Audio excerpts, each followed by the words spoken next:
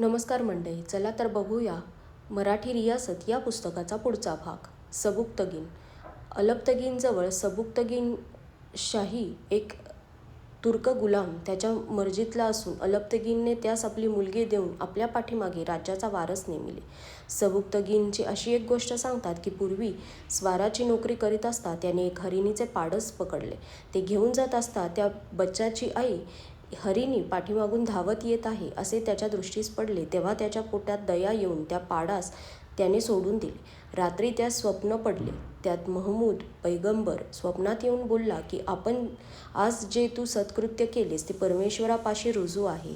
त्याच्याबद्दल तुला तो राज्यपद देईल. राज्यपद मिळाल्यावर सबुक्तगीनास फार दिवस स्वस्थ बसता आले नाही. अरबांनी सिंध प्रांतात काय अनर्थ केले होते ते सर्व हिंदू लोक जाणत होते. शेजारी नवीन मुसलमानी राज्य स्थापन केले झाले त्याचा आपण अगोदरच प्रतिकार करावा या उद्देशाने कनौज वगैरे ठिकाणचे राजे जयपाळास मिळाले. त्यांची फौज सिंधी नदी उतरून सबुक्तगीनच्या मुलखात शिरली तेव्हा सबुक्तगीनने आपला मुलगा महमूद यास बरोबर घेऊन हिंदूंशी टक्कर देण्यास आला.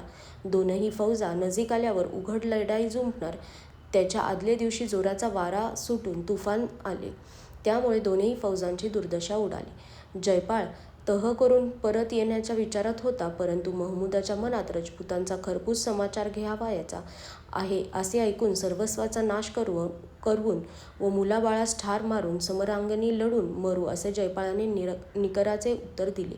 ते ऐकल्यावर सबुक्तगीनने काही हत्ती व द्रव्य जयपाळापासून घेतले आणि दर साल खंडणी पाठवीत जाण्यासाठी त्याचकडून कबूल करवून व या शर्ती पाळण्याबद्दल काही असामी ओलीस ठेवून सबुक्तगीन परत गेला. ही लढाई जलालाबादच्या खोऱ्यात सन 980च्या सुमारास झाली असावी. जयपाळास त्या कृत्याची फार लाज वाटली. पुढे सबुक्तगीनचे लोक खंडणी मागावयास आले त्यास त्याने कैदेत टाकले व खंडणी पाठवली नाही. तेव्हा सबुक्तगीन चवताळून जयपाळावर चालून आला. जयपाळ स्वस्थ बसला नव्हता. सबुक्तगीन काय सूड घेईल याची त्यास कल्पना होती. सबब, दिल्ली, अजमेर, कनौज, कलिंजर वगैरे ठिकाणच्या राजास त्याने सामील करून घेतले आणि 1,00,000 फौजेनिशी सबुक्तगीनवर चालून गेला. परंतु या वेळीही जयपाळास यश आले नाही. हिंदू फौज गोंधळून पळून गेली आणि सबुक्तगीनास पुष्कळ लूट प्राप्त झाली. पुढे सरहद्दीच्या बंदोबस्तात खैबर घाटाच्या तोंडावर 10,000 फौज कायम ठेवून सबुक्तगीन परत गेला. सबुक्तगीनाने शहाणपणाने व न्यायाने 20 वर्ष राज्य केल्यावर तो सन 1997त मरण पावला. मरणसमयी त्याने आपला मुलगा इस्माईल यास आपला वारस नेमिले. दुसरा मुलगा महमूद हा पराक्रमी पण दासीपुत्र होता.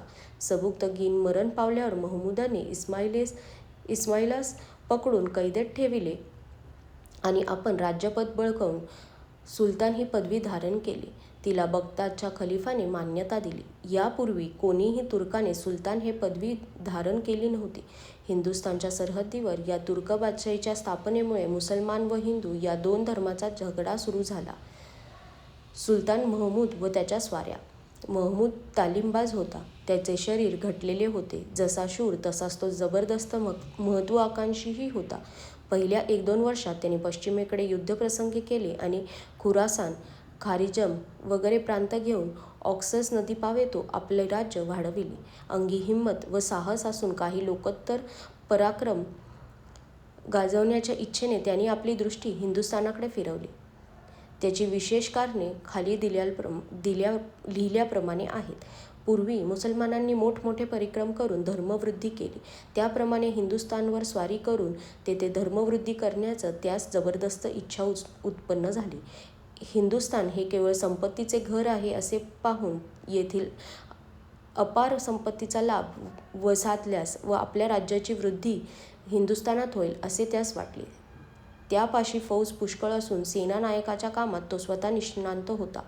फौजेस रिकामी ठेवून पगार देण्यापेक्षा लढाईत उपयोग केल्यास लूट वगैरे मिळून परभारे खर्च भागेल असे त्याने ताडिले. फौजेला तो फार प्रिय होता आणि राज्याची व्यवस्था योग्य होती. अशा हेतूने त्याने प्रथम इसवी सन 1000 या वर्षी हिंदुस्थानावर पहिली स्वारी करून नंतर लहान मोठ्या 17 स्वाऱ्या केल्या. त्यातील खालील 12 विशेष प्रसिद्ध आहेत. स्वाऱ्यांची ही संख्या निश्चित केलेली नाही, कारण कित्येक स्वाऱ्या अर्ध्यावरूनच त्यास सोडून द्यावा लागल्या. या स्वाऱ्या बहुधा ऑक्टोबरपासून मेपर्यंत चालत. महमूदाच्या स्वाऱ्या. पहिली स्वारी इसवी सन 1001 या सालच्या नोव्हेंबर महिन्यात 15,000 स्वार घेऊन महमूदाने गजनी सोडून जयपाळाचे मुलखात शिरून पेशावरच्या मैदानात तळ दिला. तेव्हा जयपाळ सिंधू नदी उतरून त्याचवर चालून गेला. त्याचे सैन्य अफाट होते, तरी त्याने लढाईची शिस्त ठरवण्यापूर्वीच त्याचवर महमूदाने चाल केली. तारीख 27 नोव्हेंबर रोजी 2 प्रहरपर्यंत निकराची लढाई होऊन जयपाळ, त्याची मुले, माणसे व सरदार महमूदाच्या हातात सापडले. जयपाळाचे सर्व जड जवाहीर ही महमूदास मिळाली. अशा स्थितीत मोठा दंड भरून जयपाळाने आपली सुटका करून घेतली आणि दर साल महमूदास खंडणी पाठवण्याचे कबूल केले. नंतर महमूदाने वहिंड शहर लुटून सिंधूच्या पश्चिमेकडील प्रदेश आपल्या राज्यास जोडिला. तेथील सर्व लोकांस बाटवून मुसलमान केले आणि आपण गजनीस परत गेला. पुढे जयपाळाने आपला मुलगा आनंदपाळ यास गादीवर बसविले आणि एकामागून एक संकटे कोसळून अप्रतिष्ठा झाली ती सहन न होऊन त्याने अग्निप्रवेश केला. दुसरी स्वारी. महमूदाने ही स्वारी भाट्याच्या राज्यावर केली. या स्थलाचा निश्चय झालेला नाही. मुलतानचे पश्चिमेस सिंधू नदीच्या काठी हे राज्य असावे. भाट्याचा राजा विजयराय याने आपल्या वाटीची खंडणी महमूदास देईना व महमूदाशी द्वेषभावाने वागू लागला. तेव्हा महमूदाने सिंधू नदी उतरून भाट्याच्या राज्यात शिरला. राजपुतांनी मोठ्या निकराने त्याशी युद्ध करून अनेक झगड्यात त्यास हटविले. तेव्हा महमूदाने आपल्या फौजेसमोर मक्केकडे तोंड करून जमिनीवर गुडघे टेकून परमेश्वराची आराधना केली आणि उठून आपल्या फौजेस बोलला, गड्यांनो, परमेश्वराने आज आपणास फत्ते दिली आहे, भिवू नका. त्या सरशी त्याची फौज आवेशाने राजपुतांवर चालून गेली. तेव्हा विजयराय किल्ल्याचे आश्रयास गेला. पुढे मुसलमानांनी तो किल्ला घेतल्यावर विजयरायने सिंधू नदीच्या रानात पळून जाऊन जीव दिला. या प्रसंगी महमूदास अपार लूट मिळाली. भाट्याचे राज्य त्याने आपले राज्यास जोडले. परत जाताना महमूदाचा अतोनात हाल झाले. तिसरी स्वारी. मुलतान येथील लहानसे मुसलमानी राज्य असून तेथचा अधिकारी अब्दुल फत्ते लोदी या आनंदपाळाला सामील झाला. तेव्हा महमूदाने पुन्हा पेशावर मार्गाने पंजाब प्रांतावर स्वारी केली. तेव्हा आनंदपाळ पराभव पाहून काश्मीरकडे पळाला. नंतर मुलतान महमूदाने घेतले तेव्हा अब्दुल फत्ते लोदी शरण आला. तिकडे बुखाऱ्याच्या इलेक खान नामक सरदाराने खोरासान प्रांतावर हल्ला केल्यामुळे पंजाबचा कसाबसा बंदोबस्त करून महमूद परत गेल्यावर इलेक खानचा पराभव करून त्यास महमूदाने हाकून दिले. चौथी स्वारी. महमूद परत जाताच इकडे आनंदपाळाने कनौज, कलिंजर, ग्वाल्हेर इतर ठिकाणच्या राजाचे साहाय्य मिळवून महमूदाशी लढण्याची जंगी तयारी केली. धर्माचा पाडा व देवालयांचा विध्वंस याच्या योगाने राजपुतास मुसलमानांविषयी विशेष द्वेष चढला होता. इतके अपार सैन्य समरांगणी पूर्वी कधीही आले नव्हते. महमूदास ही बातमी समजताच तो दबतच पुढे आला. उभय फौजांचा तळ अटकनजीक सिंधूच्या पूर्वेस कच्छ मैदानात पडला होता. उत्तरच्या डोंगराळ प्रदेशातील गकर व दुसरे लढाऊ लोक हिंदूंच्या पक्षास मिळाले. 40 दिवस पावेतो उभय पक्ष लढाईच्या इराद्याने समोरासमोर तळ देऊन होते. आरंभी हिंदूंची सरशी होती. महमूद सोयकर संधीची वाट पाहत होता. पुढे एके दिवशी लढाईचे तोंड लागून आनंदपाळ निकराने लढत असता त्याचा हत्ती तीर व नक्तलेच्या गोळे लागून घाबरून रणभूमीवरून पळत सुटला. त्याबरोबर आपला अधिपती पळाला असे वाटून हिंदू फौज युद्ध सोडून पळत सुटले. आनंदपाळचा ठिकाण लागला नाही. महमूदास विजय प्राप्त झाला आणि द्रव्य लोभाची उत्कट इच्छा तृप्त करण्याची त्याला संधी मिळाली.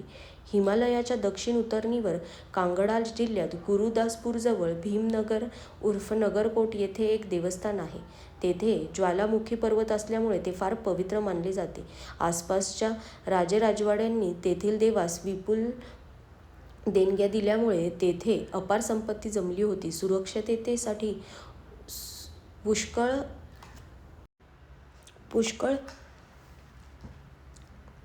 पुष्कळ राजांनी आपले खजिनेही तेथेच ठेवून दिले होते.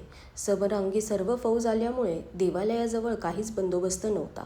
अगोदरपासून हेरांच्याद्वारे इत्थंभूत माहिती मिळवून व लढाईतील पराभवाने लोक अव्यवस्थित असताच महमूदाने एकाएकी येऊन तेथील सर्व संपत्ती लुटून गजनीस प्रयाण केले. या प्रसंगी 7 लक्ष सुवर्ण दिनार, 700 मन सोने चांदीचे दागिने, 200 मन सोन्याच्या लगडी, 2000 मन चांदी, मोती, हिरे, 20 मन जवाहीर इतके द्रव्य महमूदास मिळाले. या दिव्य विजयाच्या सन्मानार्थ महमूदाने गजनीस एक मोठा समारंभ केला. या समारंभामध्ये सोन्याची सिंहासने व मेजे तयार करून त्यावर हिंदुस्थानातील सर्व लूट अव्यवस्थितपणे मांडून लोकांस दाखवली. तसेच अनेक मेजवान्या देऊन आणि गोरगरिबास दानधर्म व थोर पदवीच्या गृहस्थास व साधूस नजराणे करून महमूदाने लोकांस संतुष्ट केले. मुसलमानांबरोबर हिंदूंनी केलेला हा शेवटचा संयुक्त सामना होय. यावेळी वर्मी घाव बसून हिंदूंचे सामर्थ्य कायमचे नष्ट झाले. या स्वारीनंतर पंजाब प्रांत बहुतेक महमूदाच्या ताब्यात गेला. आनंदपाळाचा मुलगा त्रिलोचनपाल याने त्याचे मांडलिकत्व कबूल करून त्याशी सख्य केले. यापुढे गजनीच्या राज्यात हिंदू फौजेचा भरणा होऊ लागला. कांगडा किल्ला 35 वर्षांनी हिंदूंनी पुनरपी परत घेतला. आजच्यासाठी धन्यवाद.